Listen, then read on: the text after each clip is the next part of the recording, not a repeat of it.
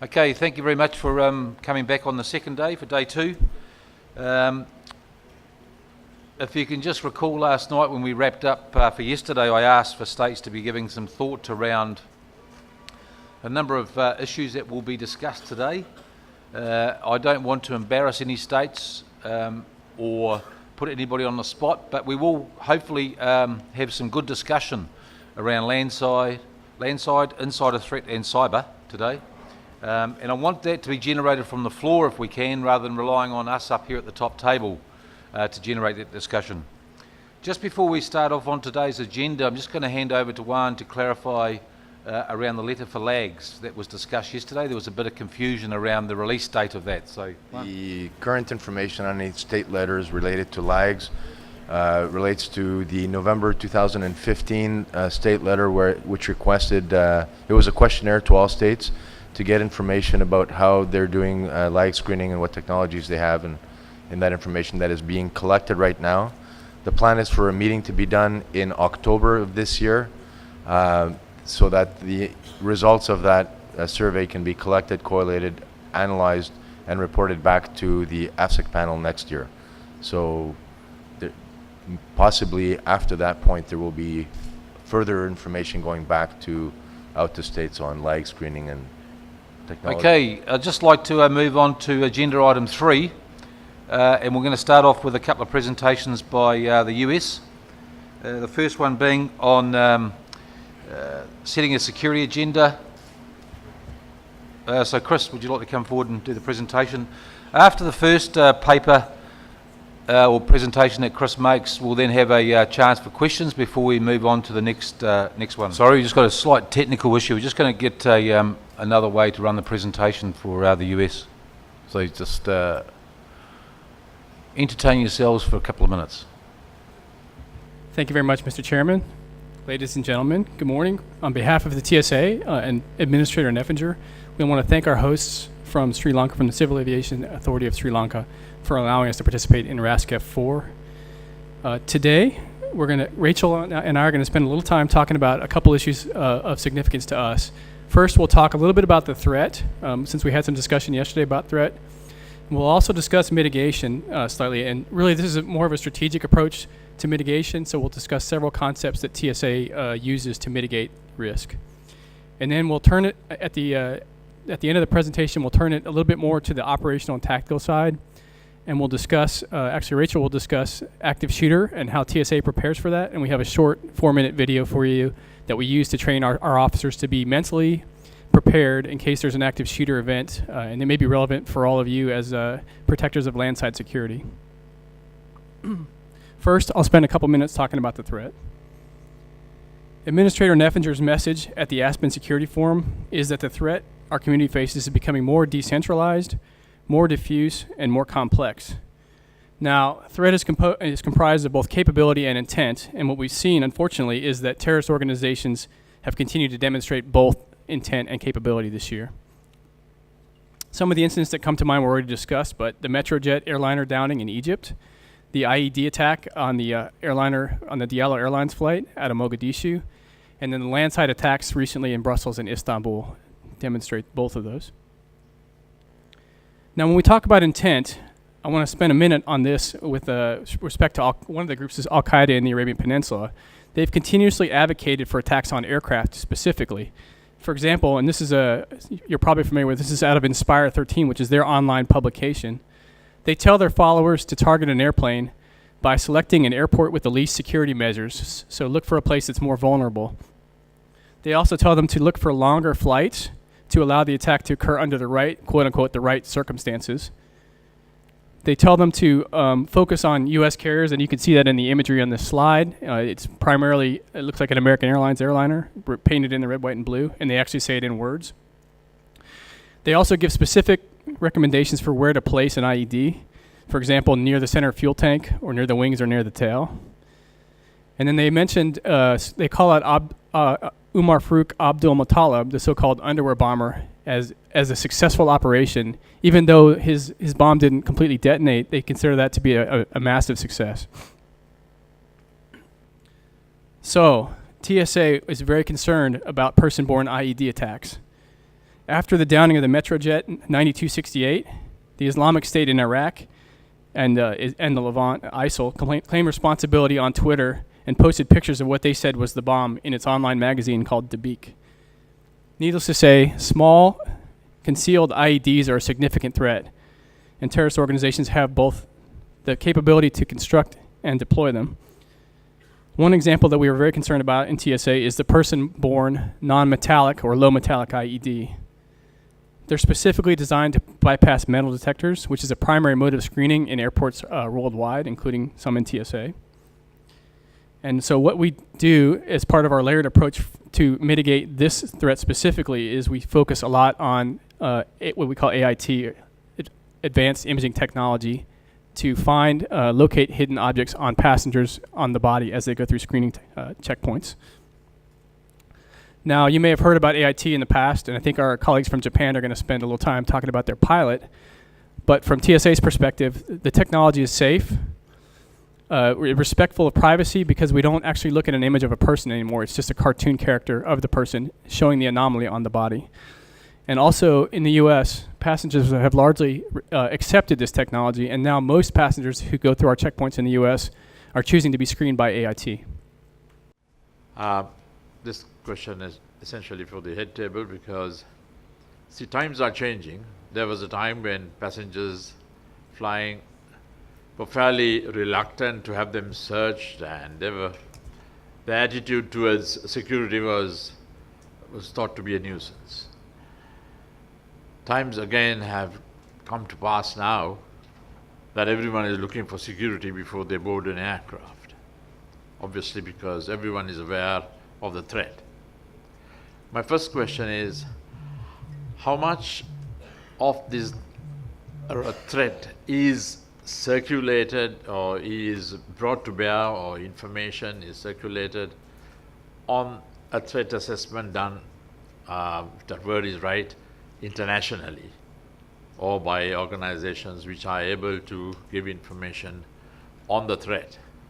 So in short, the question is the threat assessment, how do you access it?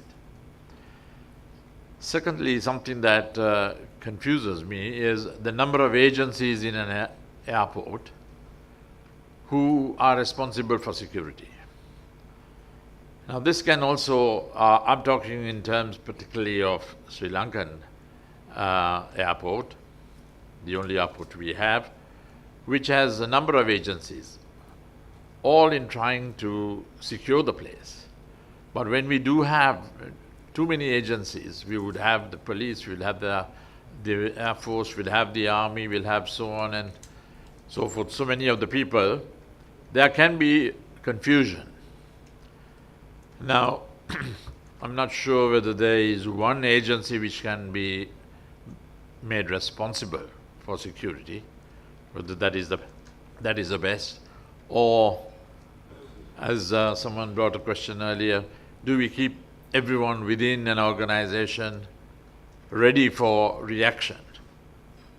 Obviously, the first thing is reaction time, and today there is indeed a great delay. In 2001, when we did have a situation where we had an attack on the airport, a number of people died. The terrorists, at that time we had a situation in this country, a terrorist situation, and the terrorists that came, they came across the tarmac. Now mind you, from the first breach of the existing security to the point that they got to the airport would have well been over 1,000 kilometers, 1,000 meters. Well, that's a long time. They would have at least taken 15, 20 minutes to get across that. But still, at the end of it, the firepower that they brought on the aircraft, destroying 4 330s that were on the ground, no one reacted. So this is something, I mean, okay, this is peculiar to Sri Lanka, that's why we didn't react. But it is something that happens. Reaction time is too long. So I think there was a suggestion that training is of course, the answer to all these things. But that again, perhaps however much training you have, the general human tendency is to run away from a situation. I'm just throwing it open as an observation in case people have other ideas that we also can adopt in an environment where the threat is today ever increasing. Thank you. Okay, thank you very much. I think if I go to your second question first, each country should have a designated authority responsible overall for aviation security within the state. That doesn't necessarily mean, and usually it's a CAA. Now that doesn't necessarily mean that they are the ones going to be providing these security measures, but they are responsible for the overall. Cargo never speaks, but your passenger always speaks, so you have to be careful. So that was true. After 1.5 years experience, I found that was true. Actually, I have today have a working paper titled Allocates Republic of Korea's Experience in Finding Balance Between Security and Facilitations. As we will know, as Huan said yesterday, the security and the facility is the same size of the coin. And I would like to share my experience, Korea's experience, how to find the balance between the strong security and the facilitation for the passenger convenience. So instead of reading out all the paper, I abstracted some keywords from my working paper, so you can refer to the screen.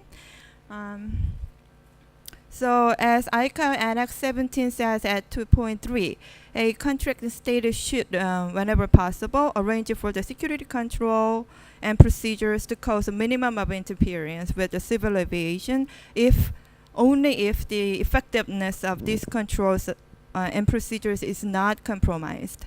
In 2016, in this year, we did something charming to the passengers.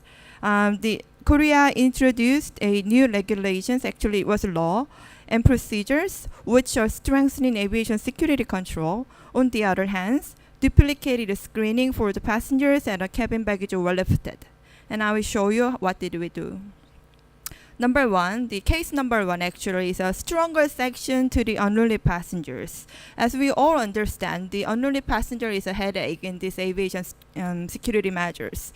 So new provisions of aviation security law of Korea regarding punishment on the unruly passengers became effective January in this year. This is very new. So in Korea, for the last 5 years, unruly passenger incidents increased by 3 times. And media and passengers take it seriously because many of them ended up with operation delays or even threats to the flight safety. And you know, Korea is an IT world. They all of them have their cell phone on their hand, and they broadcast everything what is happening in the inside of the aircraft. So media catches it and they broadcast to everyone. So my minister is very unhappy about it. So we did something. So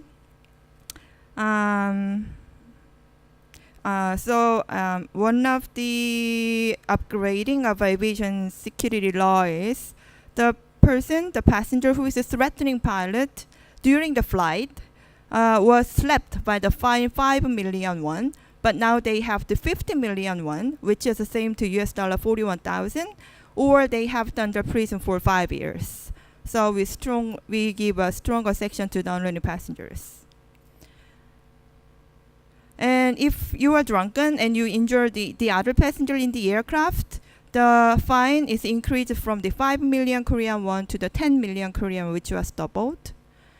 And if you're an airline crew member, you have to hand over the violator to the police after landing. If you're not, $10 million won will be fined to you and your company. So more money for the security. But as you guess, it's not that easy. Making law is difficult, but implementation is more difficult. But so we are still looking for how to increase the effectiveness. This law revision is aimed at strengthening punishment against in-flight misconduct. To have this revision act as effectiveness deterrent or effective enforcement, more effective enforcement is desirable. But aviation security division like me, we don't have the right, authority for the prosecutions. So the challenge is we are seeking the way to achieve more number of unruly passengers, unruly behavior cases are punished by law enforcement authorities such as police. Instead of releasing them, just let them go without any penalty, because it does not give any warning to the the unruly behavior passengers and the other publics. And case number 2, we exempt the rescreening for the transport passengers and their baggage at the transporting airport. It's from the ICAO one-stop security concept. And in Korea, daily about 500 transport passengers from Gimhae Airport, which is very south of Korean Peninsula, and their cabin baggage are not screened at Incheon Airport anymore. It's only 50 minutes distance, flight distance from the Gimhae and Incheon. And as a passenger, even you finished all the screening just 50 minutes ago and you are still in the SLA, but you have to rescreen at the Incheon Airport because you are transporting passengers. But so we exempted, we lifted it. So Aviation Security Act was amended on June 15th, 2016, which is my daughter's birthday, with the intention to exempt passengers departing a domestic airport from rescreening at a transporting airport. But there is a condition. Number 1 condition, passenger and their cabin baggage should be screened at a departing airport, which is Kim Airport. And the passenger and their cabin baggage should be protected from any unauthorized interference prior to departing at the departing airport. I drank too much wine last night, so there is a typo. So as a result, there was a big satisfaction from the passengers because the time for consuming for transporting at the Incheon Airport reduced from 15 minutes to only 3 minutes because they don't have to go through the transporting checkpoint. So they were happy. They give good compliments to the screeners, and screeners are happy too now. But there is a still challenge for us because we don't steal their whole baggage. That's hold. Still, their whole baggage have to rescreened at the Incheon Airport because we didn't exempt it. Because we take that whole baggage rescreening does not cause a delay, possible delay to the flight operation. But according to the law, we have authority to lift the rescreening of the whole baggage of the passengers, but we did not apply it. And some of the passengers start to complain about it. So we are still thinking whether we have to apply the exemption to the whole baggage or not. And this is the last case that I bring in today. It's about the ICAO step back matter. Because according to the ICAO regulation, only ICAO step back, which is meet the standards of ICAO requirements, can go through the checkpoint. But in Korea, disposal of non-ICAO standard step at transport checkpoint caused a huge complaint from the passengers and also played a considerable stress to the screeners. From January to June last year, about 1,500 cases were reported that the transport passenger at Incheon Airport has to abandon their legs, which is including very expensive liquor or cosmetics. They complained very strongly. They trash it or they broke it into pieces, or some of the passengers just make it bottom up and be drunken and get into the aircraft. That caused another threat to the aircraft operations. And it also, the screeners at Incheon Airport, they appealed. Their stress comes from the passengers' verbal complaints and even the physical encounter. It's a big stress for them too. Sorry about the typo. Just forgive me. Thank you. So as the resolution from April 12th, 2016, the lags within the certain type of step are screened at a transport checkpoint, then they are allowed to go through with the passenger as a whole baggage, as a cabin baggage, if the steps are meet the following conditions. The steps should be transparent, and the step has to be recessed inside, and the four sides of the bags are completely closed, and finally it should be temporal evident. So if a bag meets these four conditions, they can go through the screening checkpoint with rescreening. And even the Incheon Airport provide a free ICAO standard step bag to repack it and give to the passengers.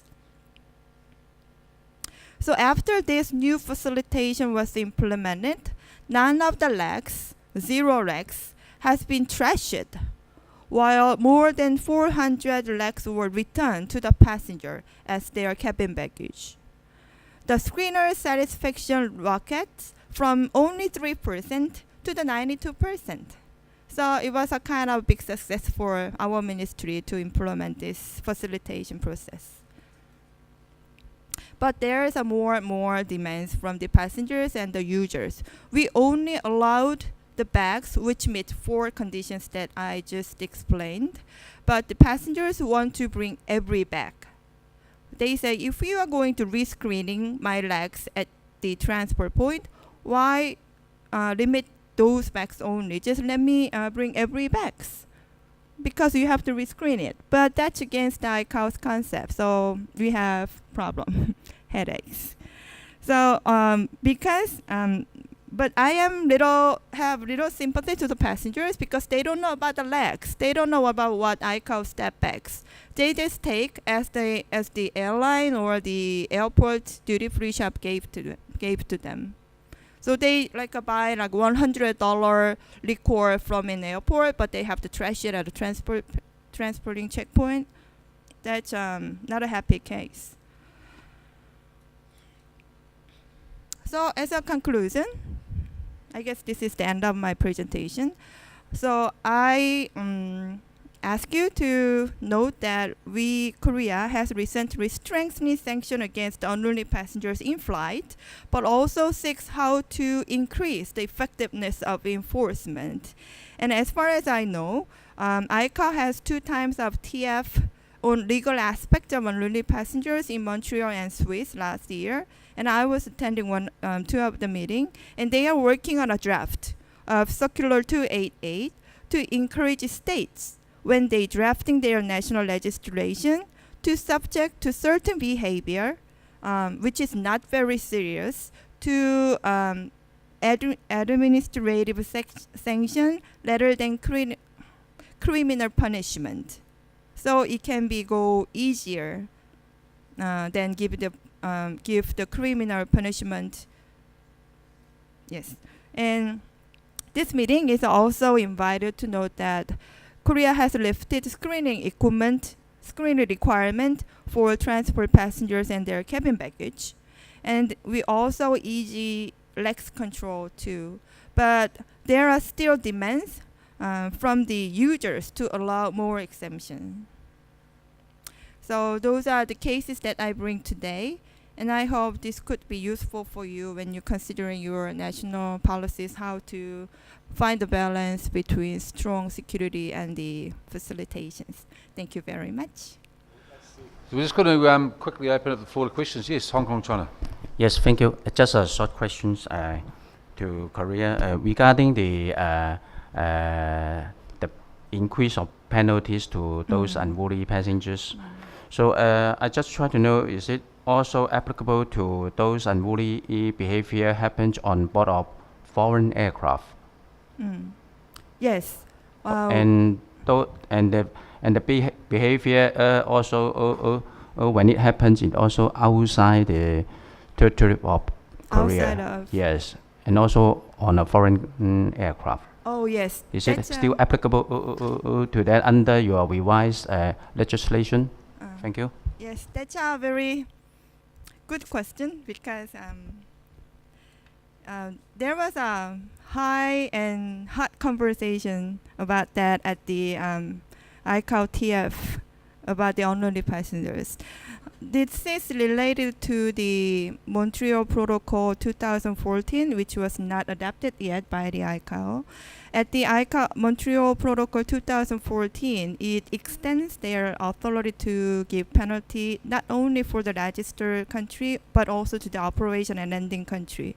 But in Korea, the scope for giving penalties after you close your door, the aircraft door, and before you open the door for embarking the passengers, so during the flight.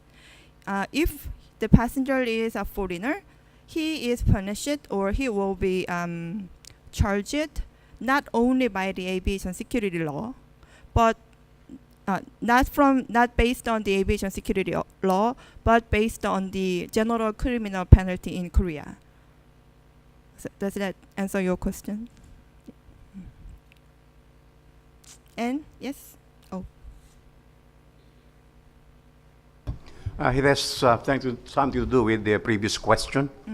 It is more of pursuing admin action for a commission of unruly behavior outside of the territory of Korea, committed in a territory of another country, while on flight. How do you pursue the administrative sanction So if I got compared with criminal action? compare The with- situations that the unruly behavior was committed on a territory of another country. The passenger committed some acts which are unruly in character, but it was committed in a foreign land, over and inside a Korean aircraft. How do you pursue the the administrative jurisdiction? How do you impose the fine? Thank you for the question. You know what? I have to check with my boss for answering that question. So after my session, I will go to you. Thank you. Of asking that is that the same dilemma that we're confronting. The unruly behavior has two aspects. You can pursue the civil and at the same time criminal. But the question is that if it is committed over international airspace, there's no problem because the law of the registration will apply. But if it is committed in a foreign land over a territory of another state, but inside the aircraft of the registry, that's the problem. Because under the convention in 2014, there are two ways, right? Either you prosecute or extradite. Well, we are trying to settle that matter. Perhaps we can learn from Korea. Yeah, I understand your point because at the ICAO unloaded passenger TF meeting, there was that kind of a conversation too. So the authority of operating country to give sanction to the landing country or operational country, the matter of landing country, operational country, and registration country. In my personal view, it's a combination. It's a matter of a combination with the aviation security matter and the law enforcement matter, international law enforcement matter. So, I hope the TF of ICAO unloaded passengers can provide us a good answer about it. Thank you. Martin, you had something to add? Yeah, I have a comment and a question. The first comment is from an airline perspective, whenever we have an unruly passenger, wherever we would land, we would want the authority to take jurisdiction, regardless of the flag that we were registered under. We would want them to take the jurisdiction and take control of the unruly passenger from the airline, which is not the case today in every jurisdiction. Sometimes if you're not from that jurisdiction, they will not take it and you have a problem. So as airlines are concerned, we do not want unruly passengers and we want authorities' help, and there are countries like Australia, places like Hong Kong. If we land with an unruly passenger, they take them, they arrest them, they charge them, and they do. And we recently had the event on Jetstar where they had to divert into Bali, and we have to give Indonesia credit. They arrested the parties and then deported them back to Australia to be treated in the manner they deserved. On the point you said about transit passengers, this is my question. Maybe you could clarify what you mean by easing of the screening, because I often fly through Incheon, and I flew through Incheon very recently as a transit passenger, and I saw nothing different from any time I've been through. So maybe you could just clarify to me what you mean by easing, because it's the same process and I've been coming through there for years, and it hasn't changed in that regard. So I don't understand what you meant by easing for transit passengers. About the lax control, or about the transporting passengers? Transfer passengers, you talked about their baggage. The lags, I understand. I mean, Okay. but it's like you said some in one of your slides.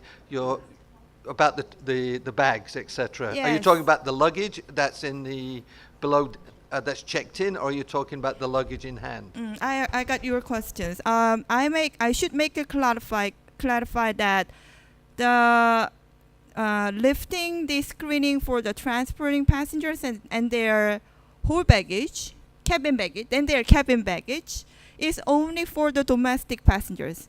The passengers departing from the domestic within the Korea. We didn't apply for the all international flights. So that's the point. Thank you for the question. Thank you for the clarification. Just going to hand over to Juan for a little bit to read directly from some ICAO documentation, which will give some clarity around what we're discussing just here as well. With regard to the Montreal Protocol, and the summary specifically reads, just to explain that the intent of the protocol is exactly to give jurisdiction to the state of landing or the state of registry. Operator, not registry, operator. So the Montreal Protocol, the summary says, the Montreal Protocol amends the Convention on Offenses on Certain Other Acts Committed on Board Aircraft done at Tokyo on 14 September 1963, Tokyo Convention of 1963. The protocol expands the grounds of jurisdiction by recognizing under certain conditions the competence of the state of landing and the state of the operator to exercise jurisdiction over offenses on acts on board aircraft. The establishment of such jurisdiction over offenses is mandatory if the criteria set out in the protocol are met. So the protocol goes on to establish a lot more obvious specifics, but the idea is for unruly passengers so that when the aircraft lands, they can be dealt with at the airport of landing by the appropriate authorities there. That's the entire aim of that modification to the protocol. Yes. Thank you, Chair. Just to expand on what our friends have said, the recent amendment in 2014, yes, and like you stated, it has extended the boundaries.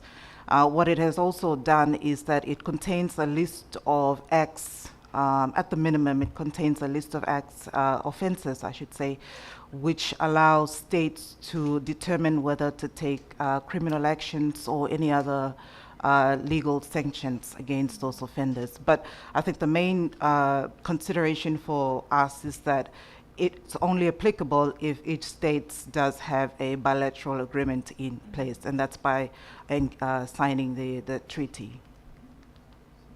Thank you. Ayata. Thank you. Just on the same subject, we would really encourage all of you in this room from member states to bring back the message that your state should sign and ratify the Montreal Protocol of 2014. Unruly passengers is a very important subject for the industry, as my colleague from AAPA mentioned. When we brought this up to the AFSEC panel a few years ago, the issue was brought to the legal committee to develop this protocol, and it has been a great success that we have this protocol in place, but it has not come into force yet because 22 states must ratify it, and as far as I know, only 3 states today have ratified it.